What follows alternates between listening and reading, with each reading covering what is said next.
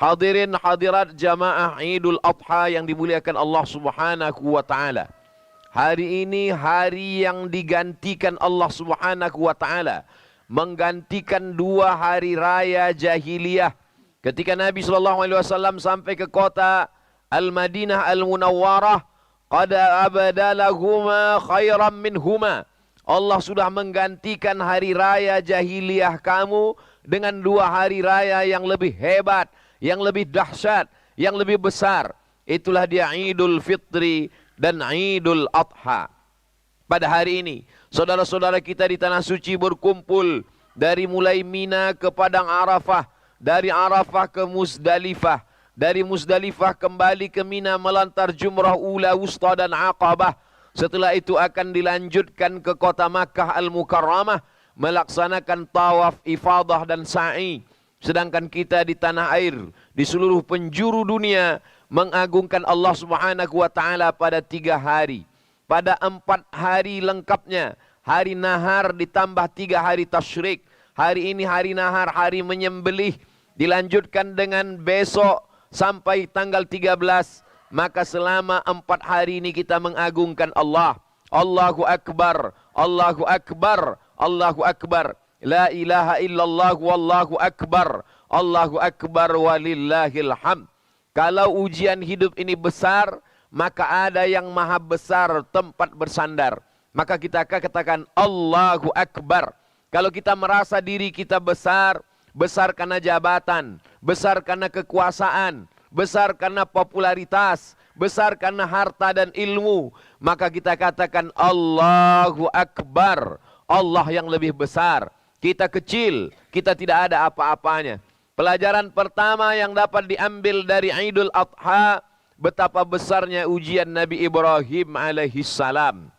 Nabi Ibrahim terlahir sebagai seorang anak, ayahnya tidak beriman. Wa idh qala Ibrahimu li abihi azara. Ingatlah ketika Ibrahim berkata kepada bapaknya, atattakhidhu asnaman alihah. Mengapa engkau menyembah berhala? Ujian pertama adalah menghadapi keluarga. Kalau hari ini kita dihadapkan pada keluarga yang belum sholat, keluarga yang belum menutup aurat, maka sesungguhnya ujian Nabi Ibrahim jauh lebih besar daripada ujian kita. Kalau ada anak yang sudah hijrah, bapaknya belum lagi mau menempelkan keningnya ke lantai.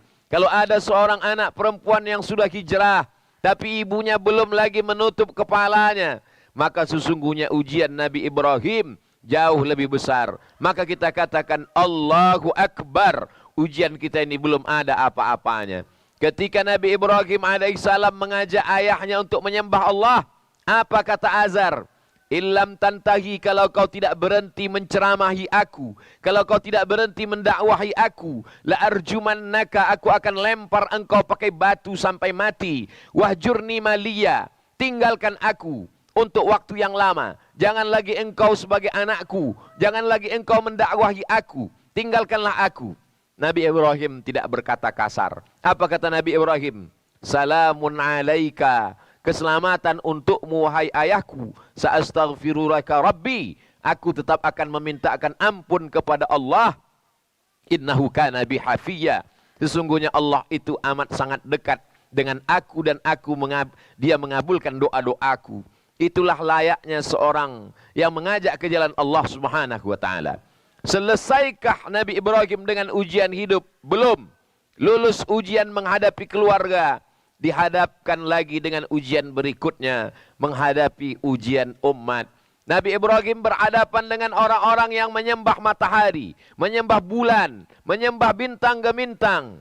Maka kalau ada orang mengatakan Nabi Ibrahim mencari Tuhan, dengan beberapa ayat, ketika Nabi Ibrahim melihat bulan, dia berkata, hadza rabbi, ini Tuhanku. Falamma afala, ketika bulan menghilang saat matahari terbit, innallaha la yuhibbul afilin, Allah tidak suka pada sesuatu yang hilang, yang musnah, yang sirna. Allah hayyun maha hidup, Allah wujud, maha ada, wajibul wujud, pasti ada. Maka sesuatu yang hilang bukan Allah, yang mati bukan Allah. Allah la ta'khudhuhu sinatun, dia tidak mengantuk, wala naum, dia tidak tidur. Maka Nabi Ibrahim tidak mencari Tuhan. Ketika Nabi Ibrahim melihat matahari, hadza rabbi, hadza akbar, ini lebih besar. Falamma afalat, ketika matahari hilang saat malam tiba, maka sesungguhnya yang hilang bukan Tuhan. Allah Subhanahu wa taala Maha ada, pagi, petang, siang dan malam.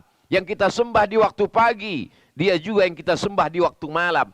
Nabi Ibrahim berhadapan dengan para penyembah matahari, bulan dan bintang-bintang. Sekarang kelompok ini disebut mereka yang percaya kepada perbintangan, ramalan. Sampai hari ini masih ada manusia yang percaya bahwa nasibnya ditentukan oleh peredaran matahari, bulan dan bintang.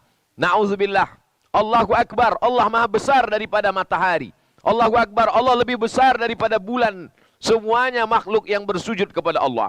Selesai menghadapi orang-orang yang menyembah matahari, bulan dan bintang, Nabi Ibrahim berhadapan lagi dengan kelompok manusia yang menyembah berhala. Apa yang dilakukan Nabi Ibrahim alaihissalam? Nabi Ibrahim alaihissalam menghancurkan berhala-berhala itu. Ketika mereka kembali, lalu mereka melihat, ini pasti perbuatan Nabi Ibrahim alaihissalam. Lalu kemudian mereka berkata, "A'anta fa'alta hadza bi alihatina ya Ibrahim?" Engkau yang melakukan ini kepada Tuhan-Tuhan kami, wahai Ibrahim. Engkau yang menghancurkan berhala ini. Nabi Ibrahim menyisakan satu berhala yang besar, menggantungkan satu kampak di leher berhala itu. Apa jawab Nabi Ibrahim? Bal fa'alahu kabiruhum hadza. Yang melakukan ini adalah berhala yang paling besar. Fas'aluhum in kanu yantiqun. Tanya berhala-berhala itu kalau memang mereka bisa bicara. Nabi Ibrahim sedang mengajak manusia berpikir, gunakan otak akal pikiranmu. Kalau berhala-berhala itu tidak mampu menyelamatkan dirinya ketika dihancurkan, bagaimana mungkin mereka bisa membela dirimu?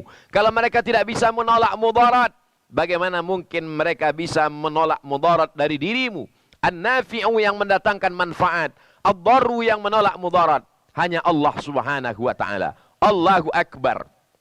Nabi Ibrahim selesai menghadapi ujian umatnya. Selesaikah ujian Nabi Ibrahim? Nabi Ibrahim berhadapan dengan ujian. Lama tidak dikaruniai buah hati seorang anak. Nabi Ibrahim berdoa, Rabbi habli minas salihin. Rabbi habli minas salihin. Menurut Imam Abul Fida Ismail Ibnu Katsir dalam tafsir Al-Quranil Azim, akhirnya Nabi Ibrahim dikabulkan doanya. Lahirlah seorang anak bernama Ismail alaihissalam. Ketika itu usia Nabi Ibrahim 86 tahun. 86 tahun berdoa pagi, petang, siang dan malam. Rabbi habli minas salihin. Akhirnya dikaruniakan seorang anak bernama Ismail alaihissalam. Ketika Nabi Ismail berumur 13 tahun, maka sesudah itu pada usia 99 tahun, Nabi Ibrahim dikaruniai lagi seorang anak yang dulu sudah divonis manusia mengejek semuanya. Sarah tidak akan mungkin mempunyai anak. Akhirnya Allah mengabulkan. Tak ada yang sulit bagi Allah. Innama amruhu idza arada syai'an ayyaqula lahu kun fayakun. Akhirnya Sarah melahirkan anak, seorang laki-laki. Itulah dia Ishak. Kedua-duanya anak-anak yang saleh. Kita menyebut dalam salat kita, kama sallaita ala Ibrahim wa ala ali Ibrahim, kama barakta ala Ibrahim wa ala ali Ibrahim. Kenapa disebut nama Ibrahim? Karena ujian berat dilalui oleh Nabi Ibrahim. Ujian berat itu tidak ada apa-apanya, karena kita bersandar kepada yang maha besar. Allahu Akbar, Allahu Akbar, Allahu Akbar. La ilaha illallah wallahu akbar. Allahu Akbar walillahil hamd. Selesaikah ujian Nabi Ibrahim? Belum. Anak yang lama ditunggu itu ternyata mesti disembelih. Ya bunayya, wahai anakku, inni ara fil manam, aku lihat dalam mimpiku, anni azbahuka, aku menyembelih lehermu. Fanzur madza tara, apa pendapatmu? Apa jawab Nabi Ismail alaihissalam? Ya abati, wahai ayahanda, if'al ma tu'mar, laksanakan perintah Allah. Satajiduni insyaallahu minas sabirin. Insyaallah kau dapati aku termasuk orang-orang yang sabar. Pelajaran pertama yang dapat kita ambil, bahwa hidup adalah ujian. Jangan kita berpikir kalau kita sudah sholat, kalau kita sudah berzakat, kalau kita sudah taubat, kalau kita sudah hijrah, lalu hidup kita senang, hidup kita tenang, tidak ada ujian. Berapa banyak orang yang sudah hijrah, yang sudah mengaji, yang sudah berhenti minum khamar. Ketika ujian datang, dia komplain. Kenapa Tuhan tidak adil? Kenapa saya sudah baik? Kenapa ujian hidup tetap ada? Nabi Ibrahim orang paling baik. Nabi Ibrahim dipilih Allah di antara nabi-nabi. Nabi Ibrahim dipilih Allah di antara rasul-rasul, salah satu ulul asmi. Tapi ujian hidupnya tetap ada. Apalagi kita, Islam tidak membuat orang berubah. Yang dirubah itu adalah cara pandang kita. Kita tetap sakit, tapi kita tidak menganggap sakit itu sebagai laknat. Boleh jadi sakit itu adalah cara Allah menghapuskan dosa-dosa. Kita mungkin tetap kesulitan ekonomi, tapi kita tidak menganggap kemiskinan itu sebagai laknat. Boleh jadi menurut ilmu Allah, tidak kaya lebih baik daripada kaya melupakan Allah subhanahu wa ta'ala. Tapi kita tetap berusaha dan berikhtiar mencari rezeki untuk punya uang, membangun masjid, berkurban. Fasalli li rabbika, salatlah, wanhar, dan berkurbanlah. Berkurban orang kaya, membangun masjid orang kaya, melaksanakan ibadah haji orang kaya. Tapi kalau sudah berusaha, ikhtiar, rezeki belum juga kunjung tiba. Tidak ada jalan lain kecuali berhusnuzan kepada Allah subhanahu wa ta'ala. Allahu Akbar, Allahu Akbar, Allahu Akbar, la ilaha illallah, wallahu Akbar, Allahu Akbar, walillahil hamd. Pelajaran kedua yang dapat kita ambil dari Idul Adha, bahwa kita diperintahkan untuk menyembelih hewan kurban. Fasalli li rabbika, perbanyaklah salat, beribadah kepada Allah untuk membalas apa? Inna a'tainakal kautsar, kami sudah memberikan nikmat yang besar kepada engkau. Sudah kami berikan engkau nyawa hingga hidup di atas muka bumi Allah. Matamu terbuka, telingamu mendengar, kakimu melangkah, tanganmu menghayun, hidupmu tenang, perutmu kenyang, hatimu lapang. Inna a'tainakal kautsar, kami sudah memberikan nikmat yang besar. Bagaimana cara membalas nikmat Allah? Fasalli, perbanyaklah salat, wanhar, dan berkurbanlah. Salat sebagai wakil dari ibadah badan. Ada namanya ibadah badan, salat, tawaf, sa'i, wukuf. Ini semua ibadah badan. Jihad fisabilillah, ibadah badan. Tapi ada namanya ibadah harta, zakat, wakaf, infak, sedekah. Hari ini dua-duanya kita laksanakan. Fasalli li rabbika, laksanakan salat Idul Adha, wanhar, setelah itu sembelilah hewan kurban. Wa innad dama la yaqa'u minallah bimakan, hewan sembelihan kurban yang disembelih jatuh darahnya sampai ke tanah, dari leher ke tanah tidak sampai 5 detik. Ada yang lebih cepat daripada tetesan darah. Ampunan Allah kepada orang yang berkurban. Wa innaha la ta'ti yaumal qiyamah, hewan kurban itu nanti akan datang pada hari kiamat. Biquruniha, dengan tanduknya, wa as'ariha, dengan bulunya, wa aslafiha, dengan kukunya. Tanduknya, bulunya, kukunya akan datang pada hari kiamat, bersaksi di hadapan Allah subhanahu wa ta'ala bahwa ini orang sudah beribadah kurban. Bagi yang belum mampu pada tanggal 10, terbuka rezekinya, dibukakan pintu hatinya, dia masih bisa berkurban tanggal 11. Tidak mampu tanggal 11, dibukakan Allah pintu rezeki, masih bisa tanggal 12, sampai puncaknya tanggal 13, selesai sholat asar, masih bisa menyembelih kurban, selama matahari belum terbenam pada tanggal 13 Zulhijjah, bulan yang dimuliakan Allah subhanahu wa ta'ala. Kesempatan 4 hari dimanfaatkan sebaik-baiknya. Kalau ada kendala, maka sesungguhnya la yukallifullahu nafsan illa wus'aha, Allah tidak membebani orang di luar kemampuannya. Bagi yang kaya, ada hartanya, berkurbanlah. Bagi yang tidak mampu, jangan bersedih hati, jangan berkecil hati, jangan kecewa. Karena sesungguhnya Allah subhanahu wa ta'ala tidak membatasi ibadah pada kurban saja. Berzikir juga ibadah, mengagungkan Allah ibadah. Mengagungkan Allah tidak hanya sekedar beramai-ramai. Ketika sendiri di rumah pun kita mengagungkan Allah dengan bertakbir, Allahu Akbar, Allahu Akbar, Allahu Akbar, Allahu Akbar, walillahil hamd. Menyembelih hewan kurban dianjurkan orang yang berkurban menyembelih sendiri. Kalau tidak mampu, tidak berani, tidak ada ilmunya, boleh disembelihkan orang lain. Menyembelih hewan kurban dianjurkan untuk disaksikan. Kenapa menyaksikan hewan kurban? Ini adalah syiar. Wal budna ja'alnaha lakum min sya'airillah. Penyembelihan hewan kurban itu kami jadikan sebagai syiar mengagungkan agama Allah. Ketika menyembelih hewan kurban, kita sedang melihat kambing, sapi, unta, dipotong lehernya, putus urat nafasnya, putus urat makannya. Itu penderitaan terakhir bagi hewan kurban. Setelah itu dia akan mati. Dia menghadap Allah Subhanahu wa taala. Bagaimana dengan kematian kita? Sudahkah kita siapkan husnul khatimah? Sudahkah kita siapkan akhir kalam kita la ilaha illallah? Kalau binatang mati, sekali mati selesai berakhir. Tapi kalau manusia mati, dia masih menghadapi pertanyaan malaikat mungkar nakir. Dia masih menunggu sampai hari kiamat.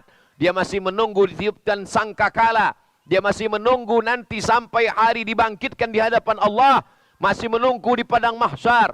Masih ada titian siratal mustaqim. Masih ada hisab. Masih ada perhitungan amal. Masih ada timbangan berat amal soleh. Masih ada lagi pertanyaan-pertanyaan. Sampai akhirnya masuk ke dalam surga Allah Subhanahu wa ta'ala. Melihat binatang, kematian, kesakitan, penderitaan. Berapa banyak tidak mati itu binatang menunggu waktu yang lama. Tapi sakratul mautnya sudah berakhir. Kullu nafsin dha'iqatul maut. Setiap manusia pasti akan mati. Kematian kambing, sapi, lembu, dan onta yang kita lihat hari raya kurban. Kematian yang penuh dengan penderitaan.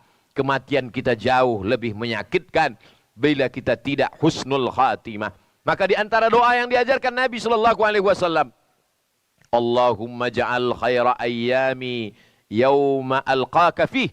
Jadikanlah sebaik-baik hariku, hari pada saat aku mati husnul khatimah. Aku bisa bertemu dengan Engkau ya Allah. Faman kana yarju liqa'a rabbih. Siapa yang berharap berjumpa dengan Allah, falyamal amalan salihah. Maka hendaklah dia beramal saleh, wala yusyrik biibadati rabbih ahada. Yang dibawa bekal hanyalah amal saleh dan tidak mempersekutukan Allah Subhanahu wa taala. Sapi kurban yang disembelih mati selesai. Tapi kita masih meninggalkan hutang piutang. Ahli waris yasma'ul mayyita salasun. Yang mengiringi mayat ada 3. Yang pertama ahluhu, istrinya, anaknya, kawannya, sahabatnya, jamaahnya, tetangganya ikut mengiring ke liang lahat. Yang kedua maluhu, hartanya, mobilnya, kendaraannya, semuanya dibawa ke pelataran parkir.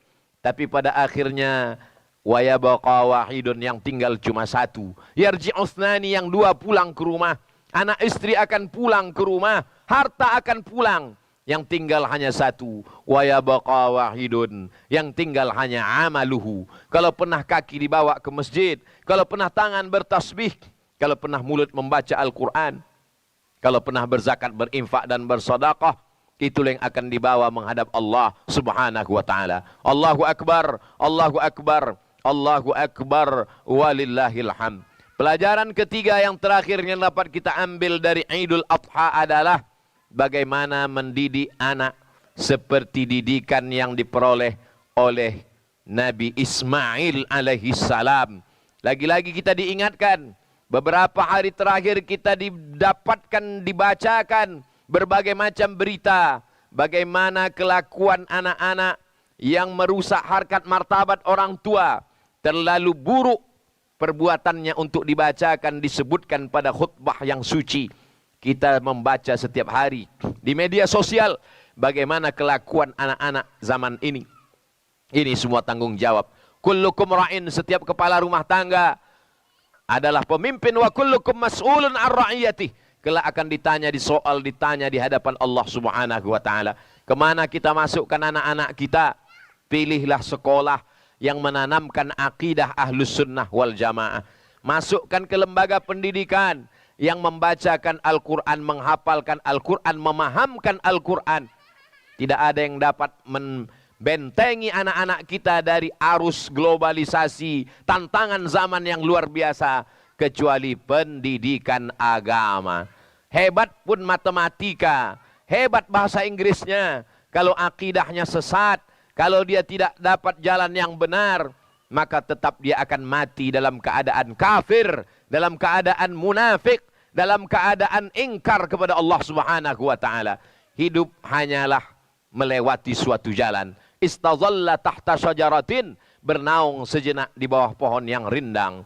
Ketika matahari sudah redup, kita pun akan melanjutkan perjalanan. Yang kita inginkan adalah anak-anak yang ketika mereka terbangun di tengah malam, mereka mendoakan kita, Rabbi habli minas salihin. Hari ini kita masih sholat Idul Adha. Hari ini kita masih bertakbir. Hari ini kita masih mendoakan anak-anak kita. Apakah 20 tahun akan datang, anak-anak kita masih ingat membacakan Al-Fatihah? Apakah anak-anak kita masih berzikir mengagungkan Allah? Jawabannya tergantung pada diri kita masing-masing. Allahu Akbar, Allahu Akbar, Allahu Akbar, Allahu Akbar walillahil hamd. Dari kecil dibawa ke masjid, setelah besar dibiasakan menutup aurat, dibekali dengan pendidikan agama, didoakan setiap malam. Di sujud terakhir mintalah kepada Allah supaya anak dijaga dari narkoba, terpelihara dari perbuatan maksiat. Kalau sudah begitu pendidikannya, rusak juga akalnya, hancur juga hatinya, kita berarti disuruh Allah beriman kepada takdir yang buruk. Bukankah Nabi Nuh alaihi salam memanggil anaknya, ya bunayya, wahai anakku, irkam ma'ana, mari naik ke atas perahu bapak. Ini air banjir bandang akan menenggelamkan semua dunia. Apa kata Kan'an, anak Nabi Nuh? Sa'awi ila jabalin ya'asimuni minal ma'. Aku akan naik ke atas bukit. Aku tidak perlu naik perahu ayah. Yang naik ke atas perahu Nabi Nuh itu bukan anaknya, bukan istrinya, tapi orang lain. Ada kalanya orang lain lebih mendengar dakwah daripada keluarga kita sendiri. Begitulah rupanya. Tapi jangan sampai kita kehilangan ikhtiar dan usaha dalam dakwah. Apa pelajaran yang dapat diambil dari perbuatan Hajar? Lari dari Bukit Safa ke Bukit Marwah. Di Bukit Safa tidak ada air. Di Bukit Marwah tidak ada air. Ternyata air itu datang bukan dari tapak kaki Hajar. Air itu justru datang dari tumit anak kecil yang belum pandai berjalan. Dari tumit Ismail alaihi salam. Ini mengajarkan kita jangan pernah berhenti berusaha. Kita hanya disuruh Allah Subhanahu wa taala berusaha. Ambil mata kail pancing, ambil bambu, pasang talinya, cari umpannya, letakkan di dalam kolam. Masalah ikannya datang atau tidak datang itu bukan urusanmu. Itu urusan Allah. Masukkan anakmu ke sekolah agama. Bekali dia dengan pendidikan akidah yang benar. Berakhlakul karimah.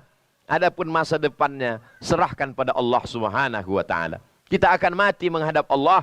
Kita ingin kita meninggalkan baldatun thayyibatun wa rabbun ghafur. Pikirkan, di alam barzah jauh lebih lama daripada alam dunia. Imam Al-Ghazali meninggal tahun 505. Sekarang sudah tahun 1444 Hijrah. Artinya apa? Hampir 1000 tahun yang lalu. Tapi sampai hari ini pahala tetap mengalir ke Imam Al-Ghazali. Karena setiap negeri ada yang membaca kitab Ihya Ulumiddin. Bayangkan, Muhammad Al-Fatih sudah lama meninggal. Tapi pahala tetap mengalir. Karena beliau membangun masjid. Merubah sesuatu yang mungkar menjadi masjid. Masjid Konstantinopel. Masjid yang dibangun oleh orang yang tidak beragama. Menyembah Allah Subhanahu wa taala. Tapi kemudian Muhammad Al-Fatih membebaskan bangunan itu, merubahnya menjadi tempat bersujud kepada Allah. Maka pahala orang yang sholat mengalir ke tempatnya, ke makamnya sampai hari ini. Bagaimana dengan kita? Kalau kita mati, apa yang kita tinggalkan? Jangan dijawab dengan lidah. Begitu mudah menggerakkan anak lidah. Tapi jawablah dengan hati dan pikiran serta amal ke depan. Kita tinggalkan anak-anak yang soleh dan solehah. Kita tinggalkan tanah wakaf tempat orang belajar agama. Kita tinggalkan ilmu pengetahuan lewat tulisan buku dan ceramah. Yang lain hanya tinggal kenangan semata. Kita berasal dari tanah. Setelah mati kita akan dimakan cacing tanah. Selepas itu tulang belulang kita pun akan hancur menjadi debu. Hilang tak berkesan. Tak meninggalkan apapun. Yang kita tinggalkan hanyalah amal. Harimau mati meninggalkan belang, gajah mati meninggalkan gading, manusia mati meninggalkan nama. Yang ditinggalkan nama yang baik atau nama yang buruk. Allahu Akbar, Allahu Akbar, Allahu Akbar. La ilaha illallah wallahu akbar. Allahu Akbar walillahil hamd. Barakallahu li wa lakum fil Qur'anil azim wa nafa'ani wa iyyakum bima fihi minal ayati wa dzikril hakim wa taqabbala minni wa minkum tilawatahu innahu huwal ghafurur rahim.